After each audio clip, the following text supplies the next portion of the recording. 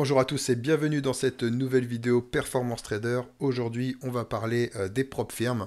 On va faire un petit comparatif entre les quelques prop firmes, donc on va dire les plus connues dans le milieu, celles qui font le plus de promotion.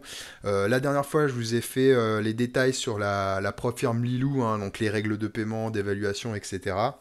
N'hésitez pas à aller la consulter, vous avez le lien. Normalement, vous avez la vidéo qui s'affiche quelque part sur l'écran. Mais en tout cas, aujourd'hui, on va faire plutôt vraiment un comparatif direct entre toutes ces propres firmes pour voir, en fonction du type de trader que vous êtes, etc., quelle propre firme pourrait mieux vous convenir, tout simplement. Donc, avant toute chose, merci de liker la vidéo, vous abonner à la chaîne et activer la petite cloche, histoire d'être averti à chaque fois qu'une vidéo va arriver, et aussi pour m'aider dans le référencement. Alors c'est parti, pour ça je vous ai fait un petit tableau récapitulatif de tout ça. Donc du coup, les propres firmes que j'ai décidé de comparer aujourd'hui, c'est vraiment celles que je connais le plus déjà. Donc c'est Lilou, Apex, Bullnox et TickTickTrader. Pour valider un compte d'évaluation, il y a un certain nombre de jours à trader obligatoirement. Eh bien, en règle générale, c'est 10 jours. Donc 10 jours sur le mois d'évaluation. Mais Apex a changé les choses là, hier. Et donc nous sommes aujourd'hui le 30 novembre 2022. Donc cette vidéo-là, les règles peuvent changer très vite dans chaque propre firme. Donc il faut vraiment prendre ça en considération lorsque vous regarderez la vidéo. Je vais essayer de mettre à jour à chaque fois sur le Discord quand les règles vont changer en fonction de chaque propre firme. Donc voilà, il faut trader un minimum de 10 jours. Si vous avez réussi à valider votre compte avant ces 10 jours, vous devez quand même continuer à prendre un ou deux allers-retours en micro dans la journée, histoire de valider vos 10 jours de trading. Ensuite, vous avez deux options possibles en ce qui concerne le risque. Vous avez le trading drawdown classique, qui est le stop suiveur qui suit votre gain latent. Donc si votre compte monte à plus 200 et rebaisse à plus 100, eh bien votre stop loss va monter lui à plus 200. Et il va vous suivre sur un compte de 50 000 $ à moins 2500 $. Donc, du coup, eh bien, il n'y a que TickTickTrader qui ne pratique pas ce compte Trading Drawdown, qui lui pratique plutôt la technique du daily stop loss en matière de risque, enfin on va dire de règles pour clôturer le compte si vous avez enfreint la règle. Donc le daily stop loss, lui, c'est plutôt un montant plus petit qui est alloué à la journée. Donc par exemple, sur le compte à 50 000, ça va être 1250 $. Et bien ça veut dire que dans la journée, si vous avez atteint ces 1250 $, votre compte est clôturé. Et vous avez en plus un trailing drawdown, ce que l'on appelle un trailing drawdown EOD. Ça veut dire qu'en gros, le stop loss vous suit sur le gain réalisé en fin de journée. Voilà. Donc ça veut dire que c'est vraiment, si vous avez fait 200 € dans la journée, à la fin de journée, votre stop monte de 200 €. Et il ne suit pas votre latent comme pourrait le faire Lilou, Apex et Bullnox. Bullnox, petite variante, eux, ils proposent les deux options. Donc vous avez l'option 1, lorsque vous prenez votre compte d'évaluation, vous avez l'option soit Trading Drawdown classique comme Lilou et Apex, ou alors vous avez l'option 2 avec Daily Stop Loss comme TickTickTrader. En ce qui concerne le copy trading, si vous utilisez un copieur de trade, comme moi je le fais, Replicanto, Apex, etc., eh bien, Lilou, Apex, Bullnox, vous pouvez l'utiliser, mais TickTickTrader, vous ne pouvez pas. Alors, je crois qu'il faut demander au support pourquoi. Je ne me suis pas trop renseigné sur le sujet. Il me semble que c'est une histoire de trader de l'argent réel ou non rond, etc. Je ne me suis pas trop renseigné sur le sujet, mais en tout cas, vous ne pouvez pas. L'overnight, donc la seule propre firme sur ces 4 propres firmes qui propose la possibilité de trader en overnight, c'est Lilou. Donc l'overnight, c'est quoi? C'est-à-dire que vous avez une position en cours et que vous décidez de ne pas la clôturer, de laisser passer la nuit jusqu'au lendemain avec la position ouverte. Eh bien, chez les autres propres firmes, c'est interdit. Vous devez clôturer vos positions avant la fermeture du marché futur. Chez Lilou, il lui donne le droit de laisser ouvert vos positions sur le compte d'éval, et sur le PA, vous pouvez aussi le faire, mais vous devez ne pas dépasser 3 micro-lots d'exposition. Les promos. Alors les promos, ça intéresse quand même pas mal de monde parce que c'est là-dessus qu'on va pouvoir, soit pour ceux qui s'entraîner à trader les propres firmes à moindre coût. Ceux qui sont vraiment très très agressifs, ça reste Bullnox. Ils sont tout le temps en train de faire des promos, que ce soit du côté affilié ou du côté utilisateur. Dès que vous êtes affilié et que vous trouvez une autre promo chez un concurrent, vous pouvez leur demander de vous faire la même promo. Ils sont très très agressifs et du coup c'est vrai qu'ils sont il y a tout le temps des promos qui traînent chez Bullnox. Chez Lilou et Apex, ils font aussi beaucoup de promos, des moins 80%, etc. Ils sont plus raisonnés dans la manière de diffuser leurs promotions. Par contre, en tant qu'utilisateur, si vous trouvez une promo chez un concurrent alors qu'eux ne sont pas en promo, ils vont étudier la promo du concurrent et vous faire la même promo avec 5% de plus, je crois, ou 5 dollars de plus. Et TickTickTrader, alors eux sont un petit peu moins sur les promos, ils en font, hein, mais ils sont plus dans des contrats privilégiés avec des formateurs, des influenceurs, etc. Donc ils sont un peu moins agressifs sur les promotions. Donc voilà. Ensuite, qu'est-ce que les commissions? Donc les commissions, chez Lilou Apex, on est sur les mêmes montants, hein, au niveau des commissions. Par contre, il y a une variante entre Bullnox et TickTick. Donc Bullnox et TickTick, dans tous les cas, sont plus chers que Lilou et Apex.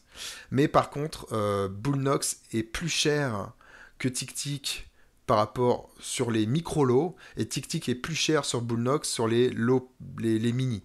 Je vais vous montrer ça tout de suite sur le Discord. Tac, tac, tac. D'ailleurs, petit aparté, Discord qui est en train de se lancer. Voilà. Discord. Ce Discord-là, en fait, vous avez le lien en description. Vous pouvez le rejoindre, il n'y a pas de souci. Vous êtes alerté, en fait, sur les news importantes de la journée. Vous avez toutes les promos du moment, donc par exemple Lilou, vous avez une moins 70 en ce moment, vous avez la dernière promo TickTick, Bullnox, etc. Vous avez toutes les promos. Vous avez les règles, les principales règles des propres firmes, que ce soit les règles d'évaluation, les politiques de paiement, etc. Puis après, on peut faire des lives, etc. Du coup, sur Bullnox, on va regarder tout de suite le montant. Donc vous pouvez voir chez Bullnox que chez Bullnox que le lot plein il est à 2,44 l'aller sur un contrat et le MNQ il est à 0,72. Donc on va aller voir tout de suite chez TickTick. Ah non, c'est pas là, excusez-moi. TickTick.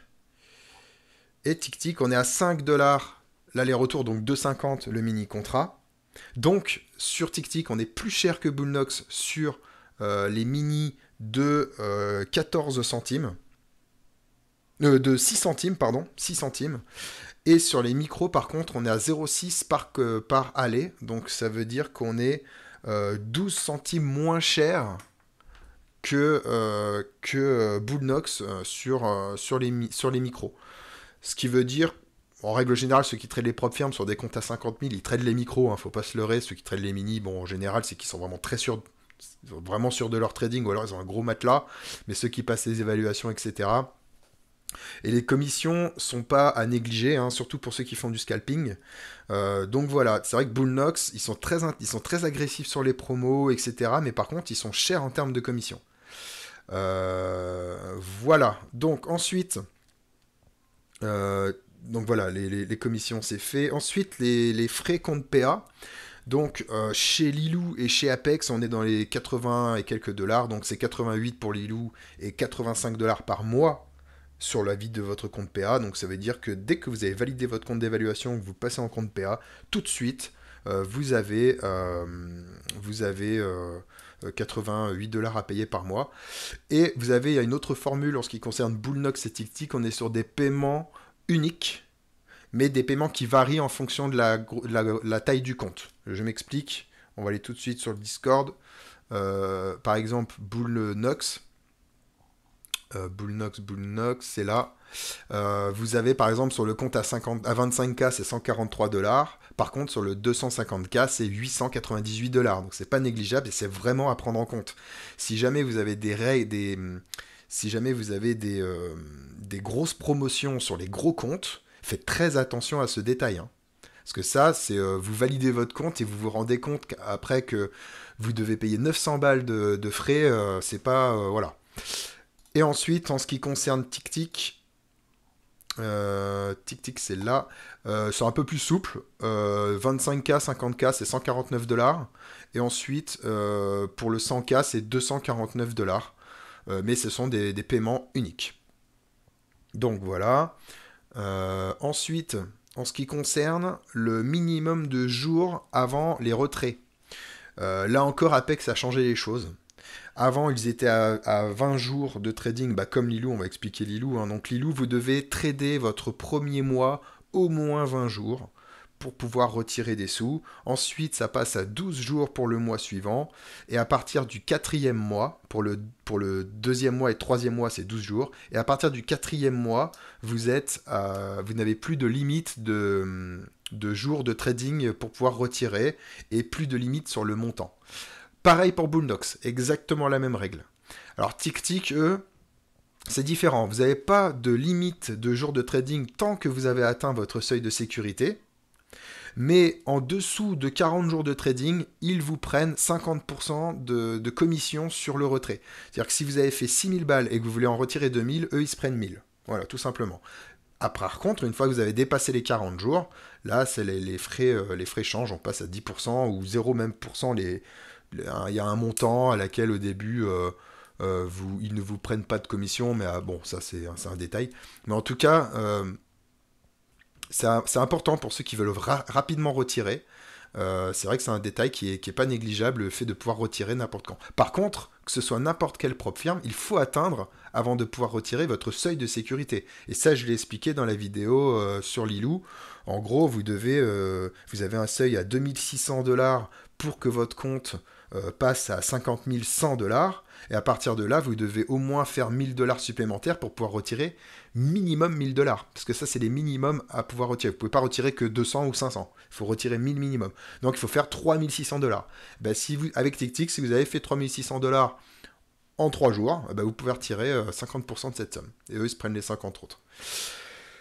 Ensuite, Apex lui a changé les choses hier, comme pour les 7 jours d'évaluation, on passe au lieu de 20 à 10 jours de trading obligatoire avant de pouvoir retirer dans le mois, et vous pouvez retirer 2 fois dans le mois. Donc si vous êtes un trader très agressif, très bon, eh bien vous pouvez faire 2 retraits dans le mois à partir du moment où vous avez dépassé votre seuil de sécurité, c'est toujours pareil. En ce qui concerne les montants max sur le premier retrait, ça aussi c'est important. On est toujours sur un exemple pour les comptes à 50 000. Eh bien, chez Lilou, c'est minimum 1000 et maximum 1005 durant les 3 premiers mois. Et ensuite, c'est limité à partir du 4e mois. Pareil pour Bullnox. Par contre, chez TickTick, il n'y a pas de limite dans le montant. À partir du moment où vous avez validé votre seuil de sécu et que vous avez monté votre compte, vous pouvez retirer autant que vous voulez. Donc ça, là-dessus, c'est vraiment très bien. TickTick, ils ont fait un gros effort concernant les retraits.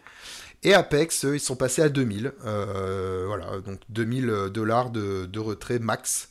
1000 $ minimum sur les comptes à 50K. Ensuite, un détail important, la réactivité du support. Alors, Lilou et Apex. Alors, moi, Apex, j'ai un tout petit peu moins d'expérience, mais en tout cas, j'ai demandé dans mon entourage et ils sont très réactifs, hein. Mais que ce soit sur n'importe quel fuseau horaire, que ce soit la nuit chez eux, le jour chez eux, etc. Lilou et Apex, vous leur envoyez un mail, ils vous répondent dans les 10 minutes. Et c'est très important parce que si vous avez un souci technique dans votre, je sais pas, avec Rhythmic, avec Lilou, etc., au moins ils vous donnent une réponse, vous n'êtes pas dans le flou.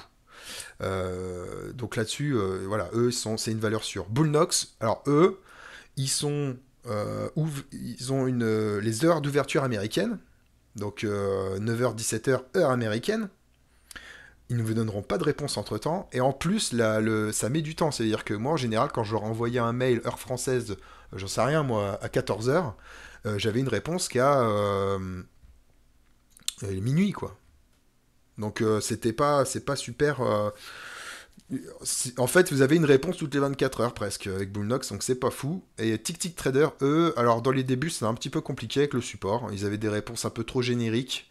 Mais ils ont fait un effort quand même, il faut le dire. Ils ont un support qui est quand même réactif. Ils répondent assez rapidement sur n'importe quel fuseau horaire. Et les réponses sont, on va dire, plus en attente de l'utilisateur, quoi. Voilà, donc j'espère que ce petit tableau comparatif, cette petite comparaison va vous éclairer un petit peu.